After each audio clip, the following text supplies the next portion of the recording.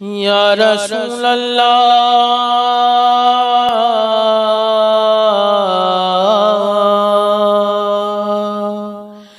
ہو کرم محبوب داور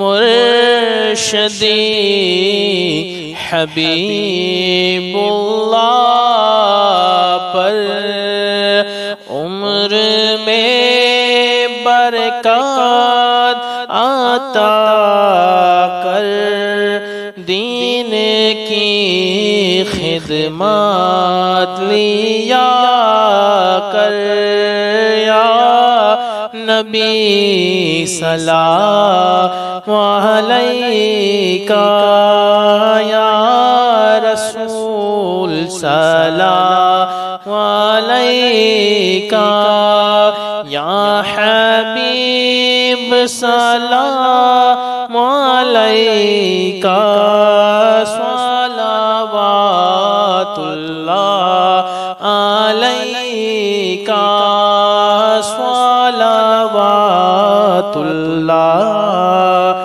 علیکہ۔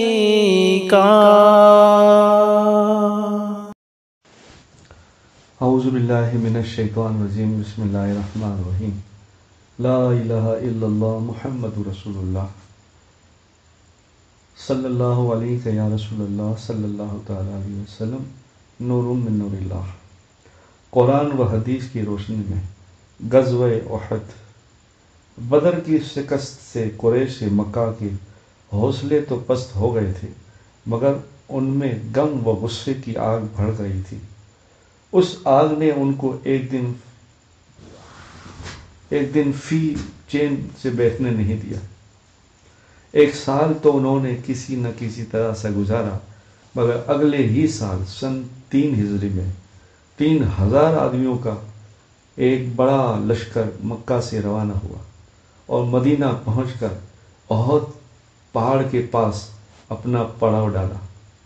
رسول اللہ صلی اللہ علیہ وسلم بھی سوال سن 3 ہجری میں جمعہ کی نماز پڑھ کر 1000 مسلمانوں کو لے کر احد پہاڑ کی طرف روانہ ہوئے، مگر عین وقت پر منافقوں نے دھوکہ دیا اور عبداللہ بن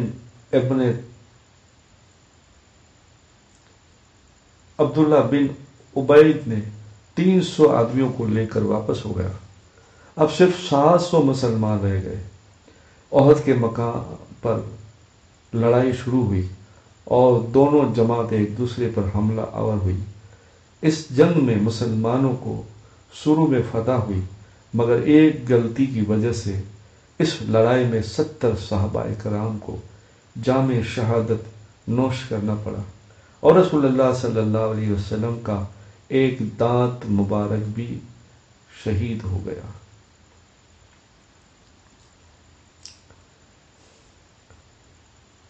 حضرت جابر رضی اللہ تعالیٰ عنہ فرماتے ہیں، صلح حدیبیہ کے دن صحابہ پیاسے ہو گئے۔ رسول اللہ صلی اللہ علیہ وسلم کے سامنے ایک پانی کا پیالہ رکھا تھا۔ آپ صلی اللہ علیہ وسلم نے وضو فرمایا، پھر بچے ہوئے پانی کی طرف لوگ لپکے۔ رسول اللہ صلی اللہ علیہ وسلم نے پوچھا کیا ہوا؟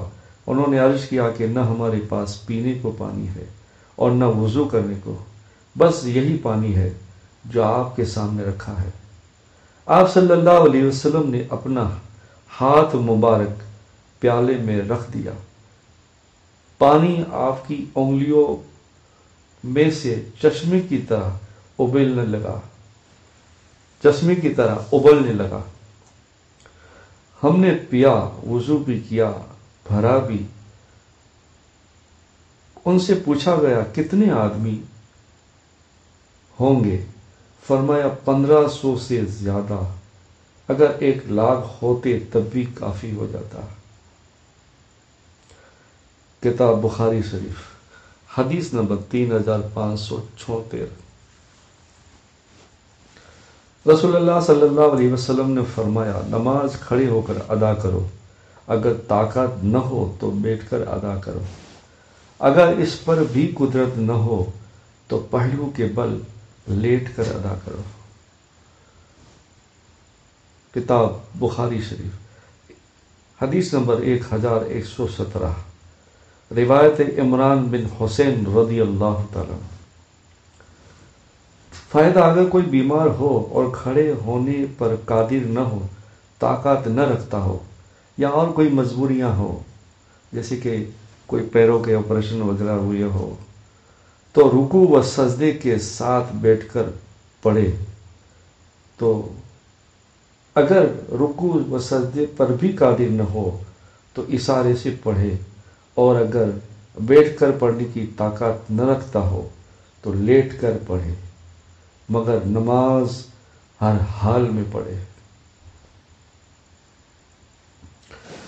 رسول اللہ صلی اللہ علیہ وسلم نے فرمایا، جب کوئی شخص اپنی بیوی کے پاس تنہائی میں آئے اور یہ دعا پڑھے، ترجمہ: اللہ کے نام سے شروع، اللہ ہمیں شیطان سے بچائے اور ہمیں اس شیطان سے بھی حفاظت فرمائے۔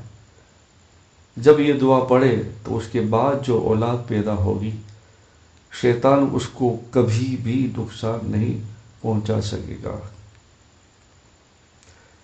کتاب بخاری شریف، روایت ہے حضرت ابن عباس رضی اللہ تعالیٰ،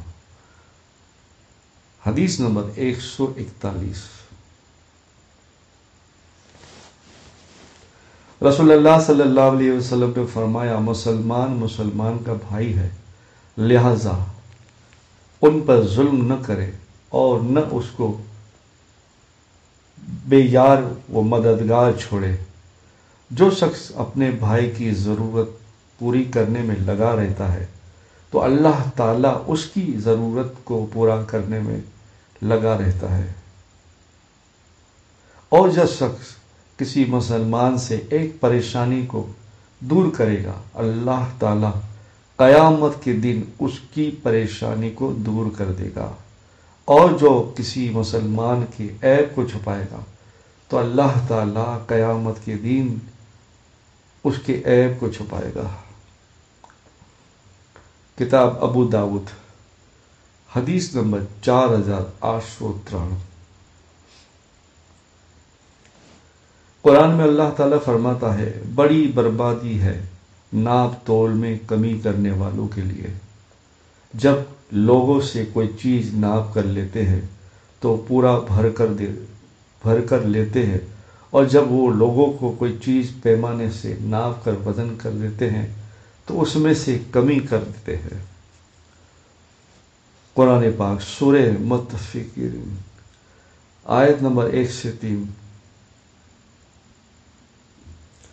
قرآن میں اللہ تعالیٰ فرماتا ہے، اے لوگو، دنیا سے محبت رکھتے ہیں اور اپنے آگے آنے والے ایک بھاری دن کو چھوڑ بیٹھے ہیں، یعنی دنیا کی محبت نے ایسا اندھا کر رکھا ہے کہ قیامت کے دن کی کوئی فکر نہیں اور نہ ہی کوئی تیاری ہے، حالانکہ دنیا میں آنے کا مقصد ہی آخرت کے لیے تیاری کرنا ہے۔ قرآن پاک سورہ دہر، آیت نمبر 27۔ رسول اللہ صلی اللہ علیہ وسلم نے فرمایا، اللہ تعالیٰ گناہگار اور کافر پر قبر میں 70 اژدہا مسلط کر دیتا ہے، اگر ان میں سے ایک بھی اژدہا زمین پر پھونکار مارے تو قیامت تک زمین کچھ بھی نہ اگائے گی۔ قبر میں قیامت کے دن تک وہ اژدہا اسے نوچتے اور ڈنک مارتے رہیں گے۔ کتاب ترمذی شریف، حدیث نمبر 2460، روایت حضرت ابی سعید رضی اللہ تعالیٰ عنہ۔ رسول اللہ صلی اللہ علیہ وسلم نے فرمایا، پہلو کے درد کا سبب گردی کی نس ہے، جب وہ حرکت کرتی ہے تو انسان کو تکلیف ہوتی ہے، اور اس کا علاج گرم پانی اور شہد سے ہے۔ گرم پانی اور شہد سے علاج کرو۔ گردے میں جب پتھری وغیرہ ہو جاتی ہے تو کلوں میں درد ہوتا ہے، بلکہ اکثر اسی درد کی وجہ سے بیماری کا پتہ چلتا ہے۔ اس کا علاج آپ صلی اللہ علیہ وسلم نے بتایا، گرم پانی اور شہد ملا کر پیو۔ رسول اللہ صلی اللہ علیہ وسلم نے فرمایا، اللہ تعالی رات کے آخر حصے میں بندے سے بہت زیادہ قریب ہوتا ہے، اگر تم سے ہو سکے تو اس وقت اللہ تعالی کا ذکر کیا کرو۔ کتاب مستدرک حاکم، حدیث نمبر 1162، روایت حضرت عمرو بن عباس رضی اللہ تعالی عنہ۔ اللہم صلی علی سیدنا محمد نور الانوار وسر الاسرار وسید الابرار۔